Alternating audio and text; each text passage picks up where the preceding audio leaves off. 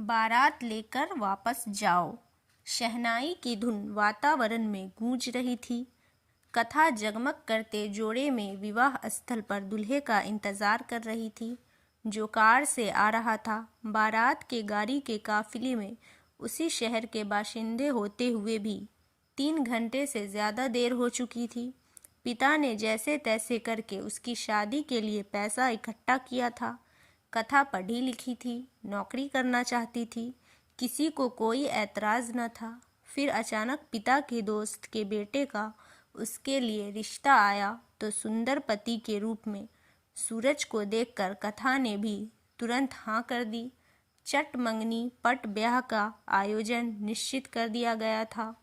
अचानक बारात आ गई का शोरगुल हुआ तो कथा के चेहरे पर मुस्कुराहट आ गई। देर से सही आ पहुंचा था उसके जीवन का राजकुमार।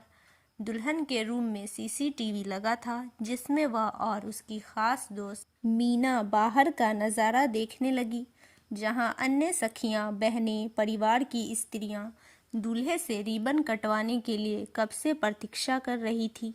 एक कार से दूल्हे राजा के परिजन उतरे, दूसरी से खुद दूल्हा और उनके मित्रगण। कथा सूरज को झूमते देखकर चौंक उठी। उसकी चाल ढाल भी अजीब सी लगी। वह कैंची का इस्तेमाल तक सही से नहीं कर पा रहा था। सूरज ने तो बहुत पी रखी है। कथा की आवाज़ में गुस्सा का कंपन था। अरे हो जाता है शादी वगैरह के मौके पर, मीना ने उसको गुस्से में देखकर कहा। हमसे तो बताया था शराब को हाथ तक नहीं लगाते, मतलब सब झूठ था। चल मेरे साथ। कथा ने साथियों की मदद से रिबन काटते सूरज को देखा तो वो पागल सी हो गई थी। जब मीना का हाथ पकड़कर कथा बाहर पहुंची, सूरज सामने से दोस्तों संग झूमता हुआ चला आ रहा था। एक दोस्त, जो शायद उसे पहचानता था, बोला, भाभी जी आज तो घूंघट कर लीजिए, फिर कभी ज़रूरत नहीं पड़ेगी।